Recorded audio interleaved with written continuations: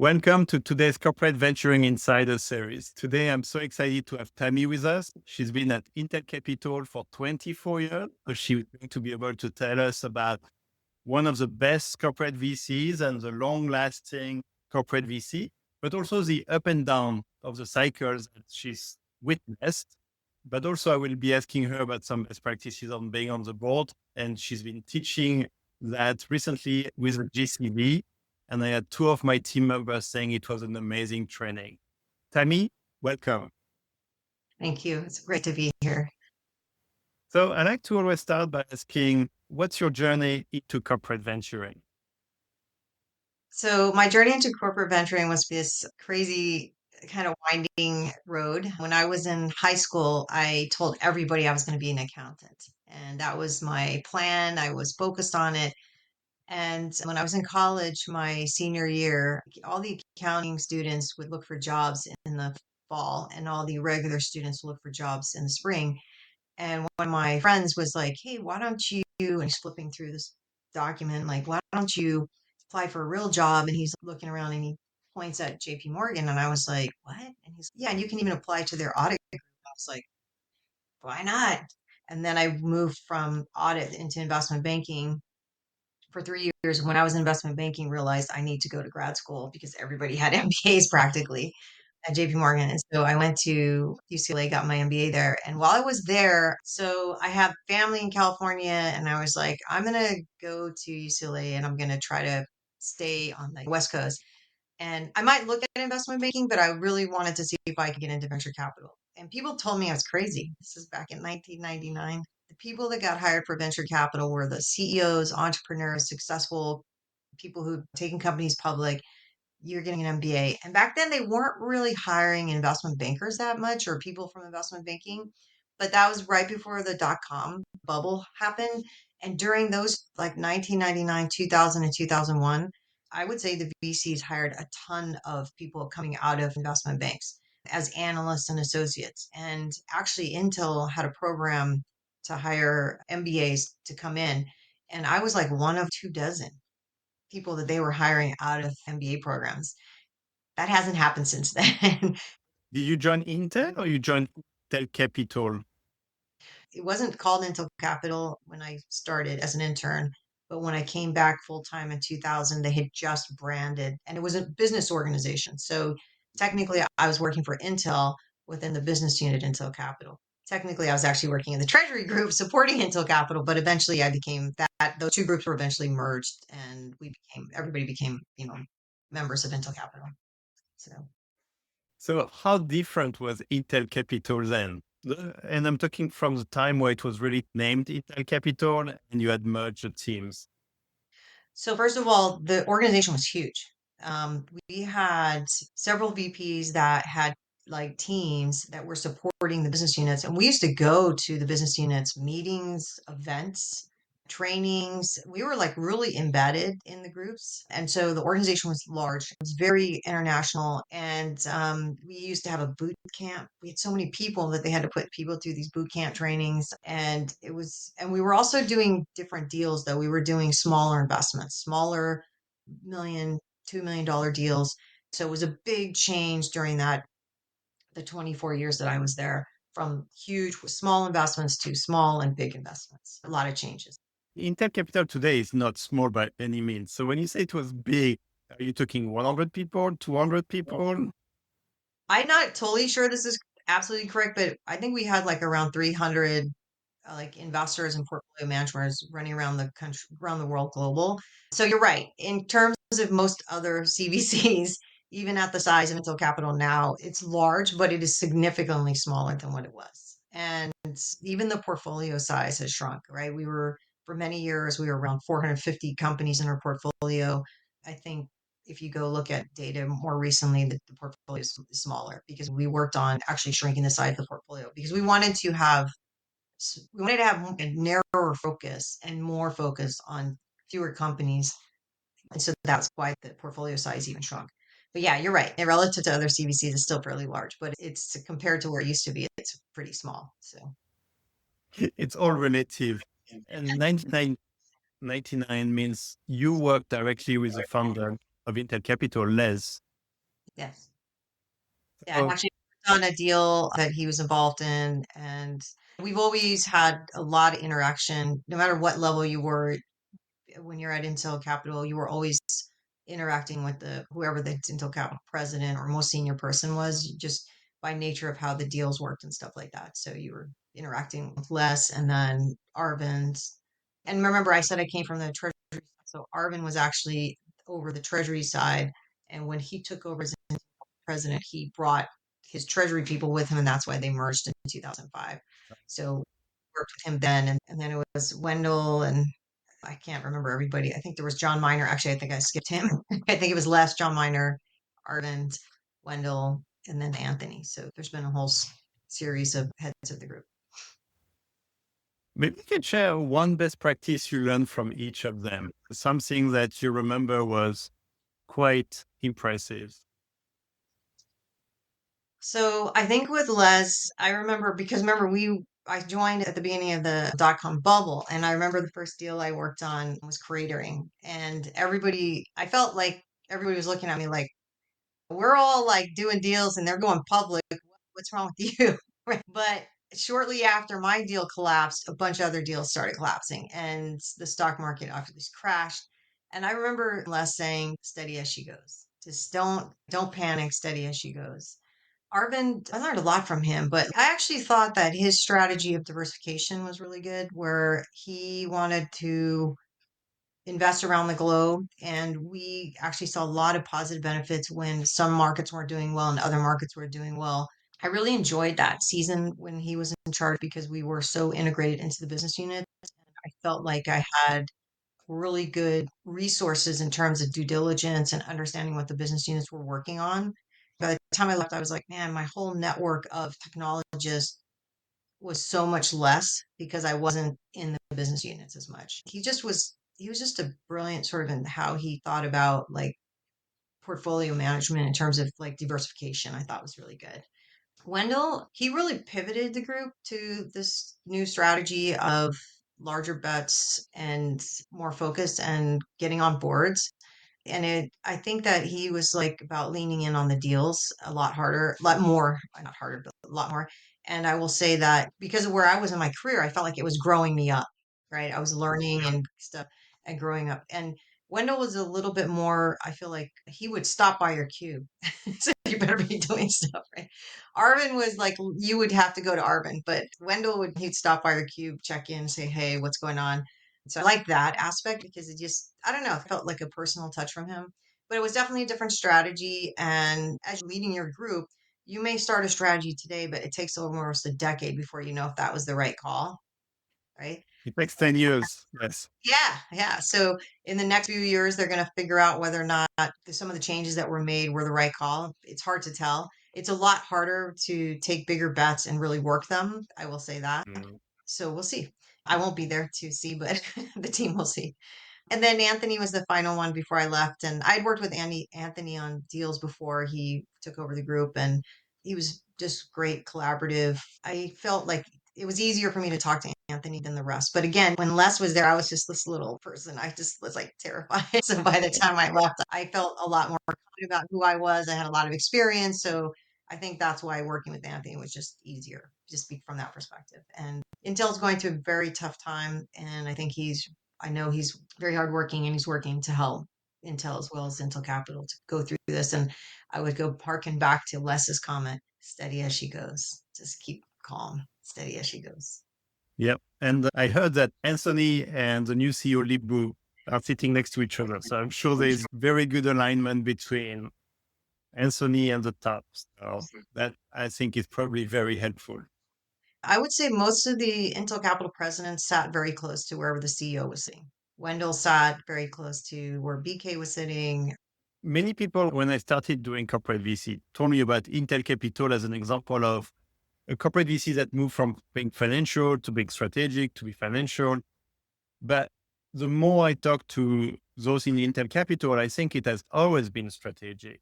It's more the degree of financial that changed, but there was always this kind of engagement with business groups and making sure you bring value to the portfolio company. Can you speak to the that debate that keeps going about financial and strategic and how Intel Capital navigated through these 24 years you witnessed. So as you were right, it's been we call it a pendulum swing, right? Certain times we were more strategic, less strategic, but always strategic. Because at the end of the day, if the corporation's not doing well, and let's say Intel Capital is just having a down year because of the markets or whatever, if we don't have strategic relevance, we always believe that we would be easily cut. So yeah, it's a delicate balance. You look at what Intel's going through right now. They were going to spin out Intel Capital, now they're not. So clearly the company is having to make some pretty dramatic decisions. And if you think about it, if Intel Capital wasn't making money and it's not strategic, I'm telling you, they would have shut it down, right? They're doing all the right things, and every CVC group needs to be constantly thinking about that. I think it's a golden nugget. You have to be bros. Yeah. I think when there's many things I'm proud about being at Intel Capital, but one of them was that we were very conscientious about monitoring the financial. And that, by the way, too, Arvin coming from the treasury side, right? And he's an investor. He's always thinking about that. I think he really was strong on that. So. So I think there's something very interesting because coming from treasury implies someone extremely risk adverse and very cautious.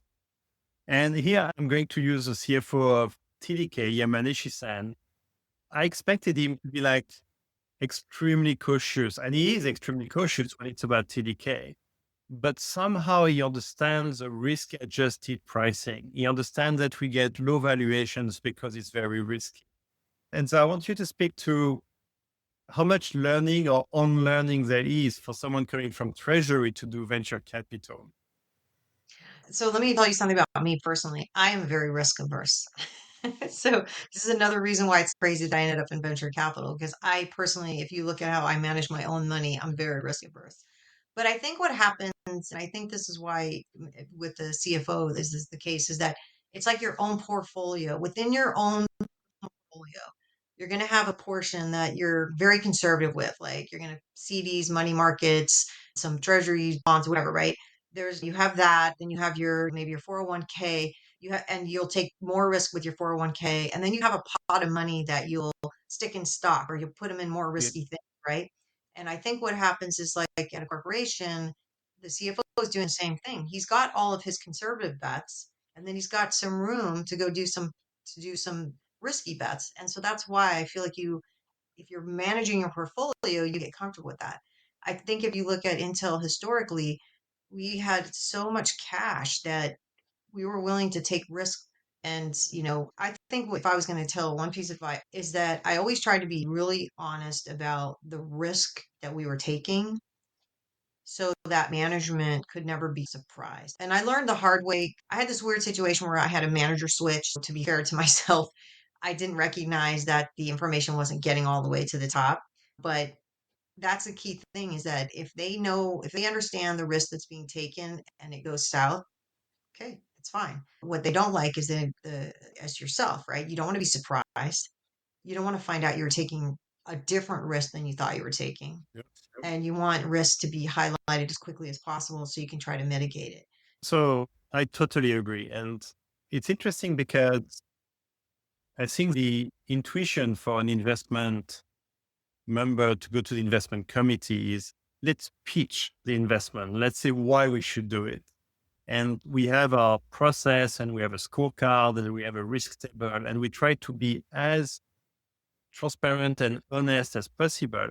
And one time the scorecard, so I think we have 7 items in the scorecard, and I think it was all red and one yellow. And simply because of the facts. And they're like, why are we going to the investment committee? They're going to know when they look at the scorecard.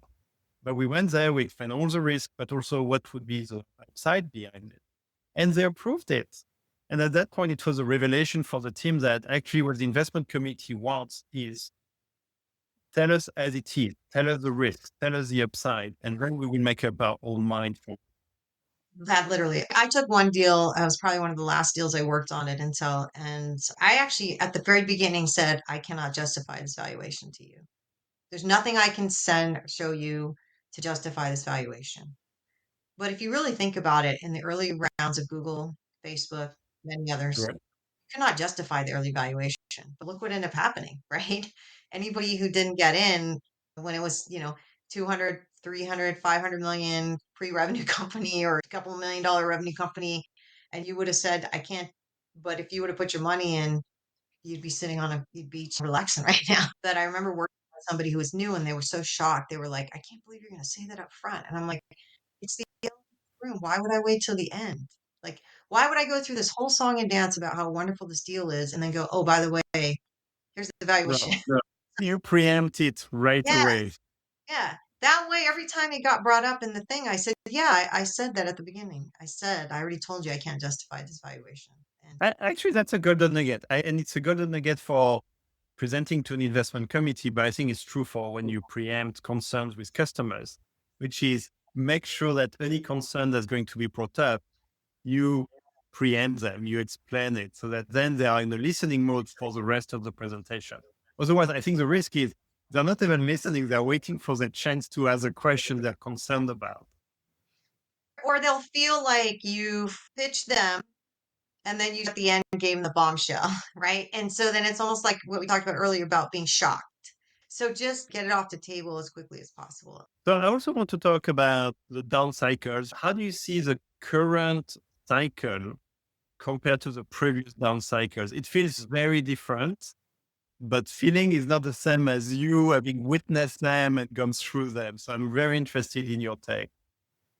I think this is a pretty wild time right now. I think there's a lot of wait and see. And yeah, this to me is uncharted territory, to be honest. The markets are obviously continue to do really well, but it's been going well for a while. So it's you feel like, okay, when are we gonna have an adjustment, right? Because what I don't know, what is it, like every 5 to 7 years or 8 years, you see some kind of adjustment. So if you look at my career, like we had the 2001, we had 2008, we had a blip in 2012, we had COVID, so there was some volatility, but not as much as you might have thought would have happened in 2020.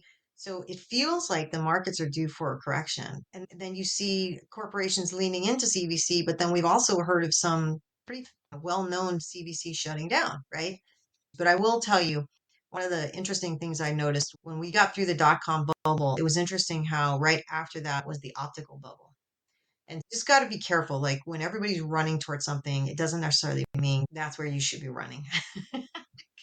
Like just be thoughtful about your investments and don't overinvest in one sector because they're all in their sort of cycles. Now, before we move on to best practices for bull, you have so much experience. If you were to talk to Tammy when she joined Intel and you could give her only one advice, what advice would that be? It's a great question. I feel really good about a lot of what I did. I guess I would say not to stress as much, to be honest. And was that when I first started, especially my first deal that went south, I almost had a breakdown. I was like, $1 million? Like, we're losing $1 million on this investment. I didn't even bring the deal. It was actually somebody else brought it and wanted me to work on it and do it. But when it was going south, I was like, I just took it so personal and I felt like a failure. And then my boss reminded me, that's venture, Tammy. You better, if you're getting upset about $1 million, like you better hold on because it's going to get harder. One person said that to train up a venture capitalist, you have to spend as much money as you would on a fighter jet, 40, $50 million, whatever it was at that point. So maybe that would be one piece of advice earlier in my career. I remember one of our investment directors, one of our portfolio companies went to zero and we had invested $1 million. And I asked him, what would you do differently? And actually, he had quite a very thoughtful response about, I think if I could go back in time, relying on a single customer was already a red flag. And I saw it as it's okay because they could win more customers. But he was very thoughtful about it. So I think, great, you got your $1 million trading. Exactly. And I wish I could tell you that there was some magic thing about which deals I should have worked on and which ones I shouldn't. But the truth of the business is that it's kind of like finding a job in venture capital, right? You got to have the skill and the opportunity, right? Yeah, I think Lei Jun, CEO of Xiaomi, has this expression in Chinese, which is basically even pigs can fly in a storm, which means that you could be a bad entrepreneur, but in a huge market that's growing, you're going to do well. And I think he was saying that because his previous firm was doing antivirus, which is like such a difficult market and he could never grow it. And then he went to mobile phone and it became a huge success. But yeah, I think the team really matters.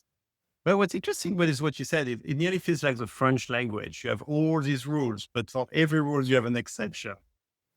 It just, yeah, like I said, like I remember I picked up a deal that I was told, like, don't even waste your time on this. But when the COVID lockdowns happened, it actually benefited this company. And all of a sudden, they just did fantastic. So I was like, I could have planned COVID, right? So it was like, and like the whole thing with Silicon Valley Bank, who could have ever imagined that was gonna? Yeah. When I saw the news that there was a run on SVB, I was like, that's not gonna happen. Like that, they've been around the entire time. That's not, and then it happened. I was like, okay. It was crazy. And indeed, it's hard to believe. But once you've seen it, then you cannot unsee it. So tell me now you are in a very interesting role where you can share all your wisdom and your learnings with GCV. You do some trainings on board. I know that two of my investment team members have joined and they loved it and they are raving about it. So maybe you can share high level first about the training and your role. Then we will go into some of the best practices. So at least the audience knows why they should consider training with you. Okay, so one of the things that when I was at Intel that I'm really grateful I got to be involved in was a lot of training, and I did group training and as well as mentoring. And so when I left Intel, to be honest with you, I was in this point in my life where I'm like, I'm not ready to retire, but I'm also not sure I want to go back into venture because once you've been there 24 years, you'll understand it's really taxing because you will have a success one day and the next day company's going bankrupt, and there's just this constant pressure and tension, and you can't quite get away from it. And this opportunity to teach with GCVI Institute was just like, it was like I felt like a gift from God. I just felt like, oh my God, this is exactly what I love to do because I always teaching. And the first class that they asked me to work on was the CVC board member and board observer class. And the irony of that class is that I'm telling you everything I wish somebody would have told me. But like even the last session, one of the things that I talk about is I don't know if you guys do this at TDK, but when people leave, you have to move their accounts to other people. And so we call it like an inherited company. And obviously, as I was there for a long time, I got a lot of companies from other people as they left. And I created an 8 slide template that I use to, even though I may have their investment pitch to the partners or I have the company presentation, I would create my own document with just these 8 slides that would give me a quick way to think about the company and understand the situation. And I would always go and talk to my manager about it because I didn't want them to be caught by surprise if things weren't exactly the way they had been portrayed. So anyway, so that's the stuff I'm working on and I'm really excited about it. So it gives me a way to use the knowledge that I've gained over the past 24 years in venture, but also do what I love, which is teaching. And then I also am doing substitute teaching at Valley Christian High School. So I like working with you. So it's my give back. Okay. Count me in. I think that can be extremely valuable and probably the next best practice for TDK Ventures. So my last question, Tammy, for someone thinking about joining a corporate VC today, what would be your advice to them? I've had people come talk to me, and they're saying, "Oh, I want to do this." And the thing I'm always trying to make sure is, do you? And I think the key thing is to get training and to have good mentors around you to make sure that you can weather through it. And just having that group of people around you that can support you and you can talk through issues because everybody, it's just like in life, right? Everybody's not going to behave the way you would have hoped. It's a great way to end this interview, Tammy. Thank you so much for your time today. Great. Thank you. And really enjoyed this.